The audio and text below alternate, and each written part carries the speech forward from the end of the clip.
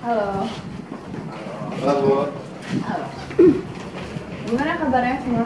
Baik, Bu. Oke, alhamdulillah. Hari ini sesuai planning kita kemarin, agenda kita adalah melobi turun ke masyarakat dan ada beberapa segmen kali ini dari masyarakat sendiri dan ada dari kaum pelajar. Kemarin sudah kita bagi tim ya. Iya benar. Ya, masih ingat siapa sama siapa? Novel sama siapa? Ya, Yang bagus. Siapa segmentasi kita? sama pelajar. Farhan berarti sama Reva. Yes, kita bakal nge-handle ibu-ibu. Oke, sebagai awalan kita mulai dengan Bismillah dulu dan yuk bakar semangat kita dulu. Satu suara, sukses!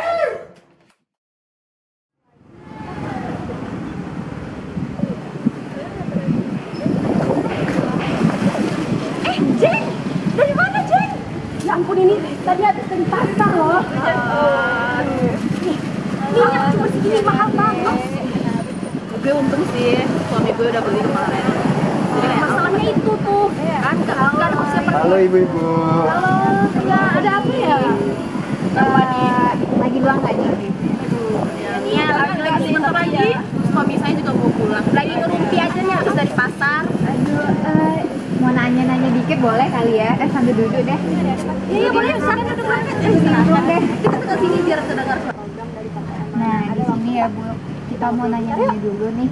Kalau nih Ibu akhir-akhir ini apa aja sih? Sembako ini loh Bu, minyak. Iya ya Bu. Minyak pada langka, mahal ya Bu. Aduh. Susah saya masak sekarang, susah. Aduh, nah kebetulan banget ya Bu Ibu, capres dan cawapres kami ini akan nantinya jika terpilih ya, akan memberikan sembako nih bagi rumah tangga terpilih nantinya secara rutin tiap bulan Bu Ibu. Secara rutin ya Bu? Iya, rutin. Jadi terpilih gimana? Ada pula syarat-syaratnya. Jadi Iya, nggak semua benar. kami dapat gitu? Iya Bu. Tentu tidak semua ya Bu Ibu, tentu bagi mereka diutamakan bagi mereka yang memang kurang mampu terlebih dahulu. Begitu Ibu. Itu pasti urus-urusnya susah nggak sih? Kemarin aja adik saya urus KTP susah banget loh. Nah, kebetulan ada jawabannya nih. Bu. Iya gitu Bu. Jadi mungkin bisa dibaca dulu Bu tentang visi dan misinya supaya lebih jelas. Ya, kan sekarang banyak kartu nih Bu yang dari presiden kita sekarang nih, seperti kartu Indonesia Pintar dan kartu Indonesia Sehat, BPJS, apalah segala macam. Nah, untuk cawapres ini, cawapres dari Partai Amanah ini ingin mengkomplekskan kartu itu menjadi ke kartu NKRP gitu Bu, biar gampang untuk prosedur dari apa? Jadi satu aja. Dari satu aja, ya benar gitu Bu. Pasti nggak ribet kan? Iya, kan lebih kita mudah ribet diurus ya. Ribet Kalau harus dari banyak satu kartu. satu kartu yang kompleks itu nggak ribet lagi Bu, karena ribetnya karena banyak. Benar, kita juga memanfaatkan apa yang sudah ada. Kita tahu kita udah punya iktp, tapi kalau ngurus-ngurus masih aja di fotokopi ya Ibu ya. Iya, benar banget, Bu. Apa gunanya elektronik itu sendiri? Nah, itulah yang akan direalisasikan oleh capres dan cawapres kita nantinya Ibu. Terus bagaimana dengan lowongan pekerjaan tuh Bapak dan Ibu? Soalnya adik saya kemarin baru lulus kuliah, cuma daftar kerjanya tuh susah banget gitu loh. Padahal IPK-nya tinggi. Benar banget ya, iya. Nah, di misi kalau Ibu baca di misinya cawapres dari Partai Amanah itu adalah membuka lapangan pekerjaan dengan selebar-lebarnya Bu, sebesar-besarnya gitu. Benar banget Ibu. Nah, selain itu juga ya membuka lapangan pekerjaan, kita ini juga akan mendanai nih bagi para calon wirausahawan yang ingin membuka lapangan usaha sendiri. Jadi nanti ya itu tadi ya mengurus kembali bagi mereka-mereka yang lolos seleksinya ya Ibu akan diberikan dana nih, bukan dipinjamkan ya Ibu, diberikan. Tapi biasanya nih ya itu tuh pembagiannya nggak merata. Yang kaya-kaya juga dapat, kami yang susah-susah ini malah yang nggak dapat. Ada itu anak seujungnya tuh pada rumah yang punya mobil tapi dapat KIP. Nah, itu dia ya Bu. Kita bakal memperketat lagi nih seleksinya. Tentunya mengutamakan bagi mereka yang tidak Membutuhkan. Iya. membutuhkan. Bagi mereka yang membutuhkan. Ya itu didata lagi lah ya. Iya, Data-data itu yang benar-benar ya. Pastinya kita bakal merombak ulang lah sistem yang ada, termasuk orang-orang yang ada di sana. Kita tahu ya kalau sekarang itu banyak banget oknum-oknum ya Ibu. Tentu bakal kita rombak semuanya menjadi orang-orang yang memang sudah terseleksi sebagaimana mestinya. Tapi nih ya, mohon maaf nih sebelumnya. Itu calon yang nomor 1 juga begitu sih katanya, tapi nggak ada tuh realisasinya ke kita ya, masih sama aja nih gitu-gituin terus kita. Jadi buktinya mana? Nah, Ibu kan sudah tahu sendiri ya mengenai capres dan cawapres kita ini merupakan mantan wali kota sebelumnya. Bisa dilihat gimana kinerja Kembangan beliau. kota yang dibangunnya gitu. Apalagi nanti kalau memimpin negara kita ini, Ibu. Nah, kebetulan banget ya Ibu, besok capres dan cawapres itu bakal mampir nih ke kompleks Ibu. Langsung ya orangnya beneran tuh. Makanya Ibu wajib datang ya besok. Acaranya jam 9 pagi di lapangan sebelah masjid ya Ibu. Kayaknya diundur tuh. Jam 11. Jam 11 ternyata ya Ibu. Tapi pantengin aja dari pagi karena ada tentunya selain ada bintang tamu yang menarik ya Ibu, maka ada bagi-bagi sembako juga.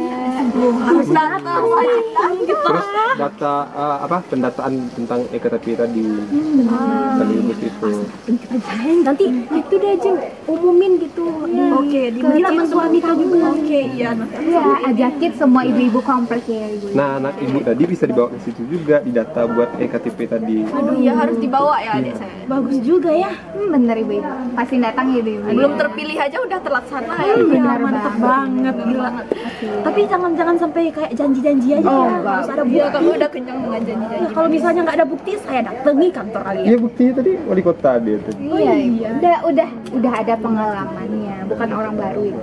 Oke, mungkin itu saja ya mengganggu waktu santai-santainya ibu. Aduh. Santai aja. Oke. Mungkin kita pamit dulu kali ya. Pamit dulu ya. Terima kasih, Bu.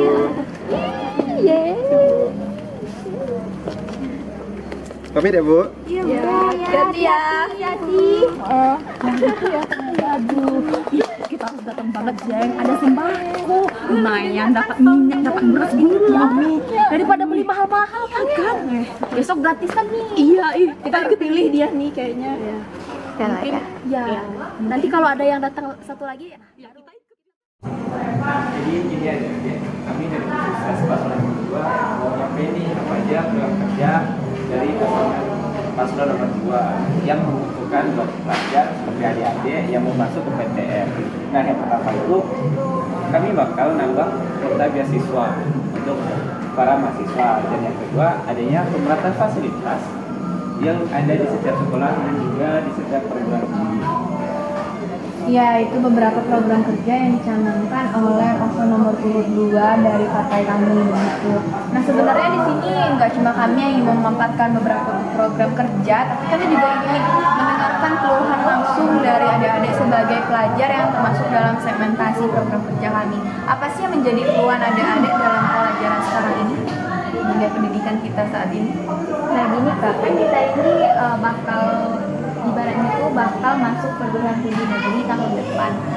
Nah kalau kita lihat-lihat untuk tiap tahunnya presentasi antara kursi yang disediakan oleh perguruan tinggi dengan banyaknya jumlah mahasiswa yang pengen daftar kuliah itu sangat kita bilang tumpang tindih gitu, nggak sebanding gitu kan. Nah jadi kita ngerasa kayak kuota ini kurang, bahkan sangat kurang gitu. Tiap lulus SMA tiap tahunnya itu kan banyak. Nah sedangkan perguruan tinggi itu menyediakan kuota untuk menerima maba tiap tahunnya itu nggak sebanding gitu loh dengan jumlah siswa SMA yang lulus tiap tahunnya gitu. Jadi kadang kita tuh kayak udah ngerasa insecure duluan nih, kayak kursinya sedikit, belum lagi pesaingnya banyak. Kira-kira itu sih yang kayak kendala yang sangat-sangat kita rasakan dan kita para pelajar ini gitu. Iya, tadi rekan saya juga sudah menyampaikan beberapa program kerja yang salah satunya itu kuota beasiswa. Nah, nggak cuma kuota beasiswa nih, kuota bangku untuk duduk di PTN itu juga diperbanyak. Kalau sebelumnya kuota untuk bisa duduk di bangku perguruan tinggi negeri, kajian negeri itu mungkin nggak sampai ya 50% dari jumlah lulusan adik-adik SMA gitu. Itu mungkin sangat tidak memadai bagaimana ada yang pengen kuliah itu tidak terrealisasikan karena kuotanya yang sedikit itu tadi. Nah dari situlah berangkat dari keresahan ini tadi, paslon kami memiliki program kerja kuota yang ditambahkan begitu. Jadi kesempatan ada untuk bisa duduk di bangku perguruan tinggi apalagi yang negeri itu sangat besar kesempatannya karena kuotanya yang lebih besar gitu. Nah, tapi kak saya nggak mau masuk yang PTN kak, saya maunya masuk ke luar negeri. Tapi saya kurang tahu gitu loh kak tentang informasi beasiswa. Terus program apa sih kok kita bisa mengikuti kuliah di luar negeri itu, sedangkan teman saya yang ada di kota, mereka itu udah tahu aja tuh tentang informasi beasiswanya, tentang program apa, terus apa yang mau dilakuin itu udah tahu. Sedangkan aku yang mau masuk ke sana, aku nggak tahu, dan pemerintah di sini nggak ada bahas-bahas itu kak, gitu kak. Nah, benar kata dia kak. Kami di sini ingin masuk perguruan tinggi, tapi kami terkendala dengan informasi yang kami dapatkan. Terus juga walaupun kami udah bisa mengakses internet di sini, tapi jaringan di sini sangat flat dan karena itu kami sangat kesusahan untuk mendapatkan informasi yang membantu kami untuk masuk ke perguruan tinggi. Sebenarnya sejak dari pemerintahan yang sebelumnya itu info-info beasiswa itu sebenarnya sudah sangat banyak gitu ya. Ya namun pemerataan penyebaran informasinya ini tadi yang tidak bisa tersebar di berbagai belahan negeri ini begitu, karena kendala satu tadi sinyal kita belum sampai ke tempat-tempat yang terpelosok begitu. Nah, calon yang kami pasangkan, yang kami canangkan ini sangat akrab dan dekat gitu dengan pelajar, dengan mahasiswa, dengan masyarakat, sehingga ya mereka tahu begitu beliau tahu apa yang menjadi kebutuhan dalam dunia saat ini, yang mana udah dunianya internet ya, salah satunya kebutuhan untuk bisa mengakses internet itu tadi ya sinyal. Nah karena itulah pemerataan fasilitas termasuk ke dalam salah satu program kerja yang ada dan dicanangkan oleh paslon kami. Sebenarnya sih kak, untuk program-program kerja yang dari kakak-kakak sampaikan tadi, saya pribadi itu melihatnya menarik gitu ya, dan sangat berdampak positif sepertinya terhadap sistem pendidikan kita. Tapi sayangnya nih kalau kita lihat dari beberapa tahun ke belakang, bahkan sampai saat sekarang ini, ketika ingin memasuki masa-masa pemilu gitu kan, banyak juga yang kayak tim sukses ini datang gitu, nyampein berbagai programnya dan segala macamnya, menyampaikan janji ini itu dengan embel-embel akan membawa perubahan terhadap negeri, terhadap sistem pendidikan gitu kan. Tapi nyatanya nanti tuh pas udah kepilih gitu kan, ibaratnya itu udah lupa nih sama janji-janji yang udah dibilangin pada saat akan hendak pemilu gitu. Jadi kita yang sebagai dari pelajar ini ngerasa kayak ini programnya bagus di lisan doang nih, tapi untuk eksekusinya nanti kita nanti nggak bakal ngerasa dampaknya yang sangat berarti gitu. Jadi nggak heran lagi misalnya kita yang ibaratnya tuh bingung milih siapa karena hilangnya rasa kepercayaan terhadap calon-calon ini. Nggak jarang tuh di antara kita tuh lebih memilih golput daripada yang nantinya kita milih, tapi program-program kerjanya itu kayak ya udah pas masa pemilu doang, sekalipun dilaksanakan nanti itu kayak kita nggak merasa dampaknya sama sekali. Dengan percayaan di adik tadi, paslon kami ini pernah jadi gubernur juga, dan sekarang mau nyalon untuk capres. Nah, untuk track recordnya itu sendiri yang dekat dengan masyarakat dan juga ngapain program kerjanya tadi itu bisa adik-adik dicek di media sosialnya seperti Instagram, web dan juga Twitternya, yang dimana di setiap momen dia selalu menunjukkan bersamanya dengan masyarakat dan juga pelajar-pelajar yang ada. Iya, bisa dicek di track record calon yang kami canangkan dari Partai Amanah nih. Sebelumnya pernah menduduki sebagai gubernur begitu, dan akhirnya makanya sekarang maju menjadi capres itu ya karena sebelumnya memiliki track record yang bagus begitu. Makanya mencalonkan diri ke capres dan memiliki program kerja yang sangat akrab dan menguntungkan bagi banyak segmentasi, salah satunya pelajar kami. Tapi gimana ya kak? Mama aku maunya aku milih nomor 1. Soalnya semua keluarga aku milih nomor 1 kak. Soalnya bapaknya itu kan orang dari kampung mama saya. Jadi kata mama saya bisa lah ya gitu kak untuk lebih dekat gitu kak sama yang calon nomor 1. Perlu adik ketahui ya, satu suara itu sangat berharga dan satu suara dari adik itu ya haknya adik itu. mau memilihnya siapa, dan harus memiliki alasan mendasar begitu mengapa akhirnya memilih paslon ini begitu. Kalau alasannya karena sekampung dan memikirkan nanti bisalah, itu tuh sangat tidak sehat pemikirannya seperti itu. Karena sekampung tapi tidak memiliki track record yang bagus dan program kerja yang bagus, untuk apa? Karena yang penting itu kan bagaimana eksekusinya di lapangan, bagaimana backgroundnya, itu kan nilai tambahan dan hanya menjadi sedikit dari beberapa nilai yang harus, aspek-aspek yang harus ada diperhatikan sebagai alasan mendasar bagaimana selanjutnya memilih calon presiden kita nanti begitu. Nah, dari yang kami sampaikan tadi, proker-proker yang telah kami sampaikan, adik-adik bisa melihat langsung bahwa program kerja ini sangat membangunkan sistem pendidikan yang ada di negeri kita saat ini. Nah, adik-adik sekarang kan pelajar yang merupakan segmentasi yang akan terkena langsung gitu dampak positif dari program kerja yang ada. Adik-adik bisa berpartisipasi dalam program kerja kita dengan memilih paslon nomor urut 2 dari Partai Amanah gitu deh.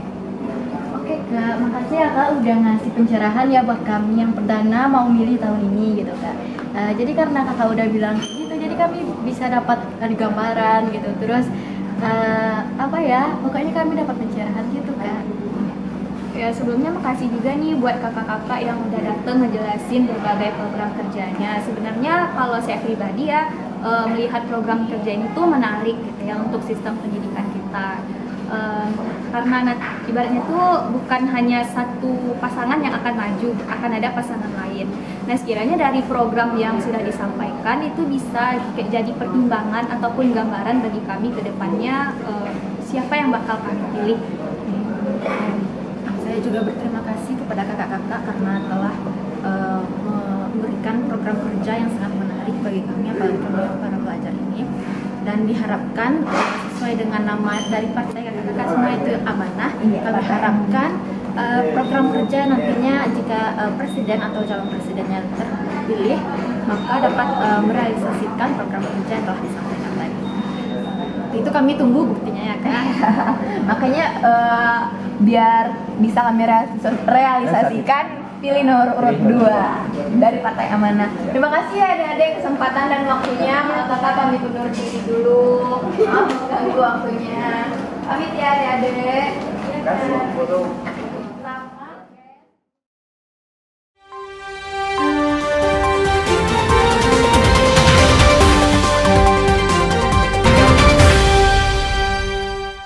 Berdasarkan hasil perhitungan suara pada tanggal 17 April 2024 lalu, paslon Capres dan Cawapres nomor urut 2 berhasil menempati kursi presiden untuk periode 2024 sampai 2029. Dengan demikian, pesta rakyat pun telah usai dan masyarakat Indonesia merayakannya dengan penuh sukacita.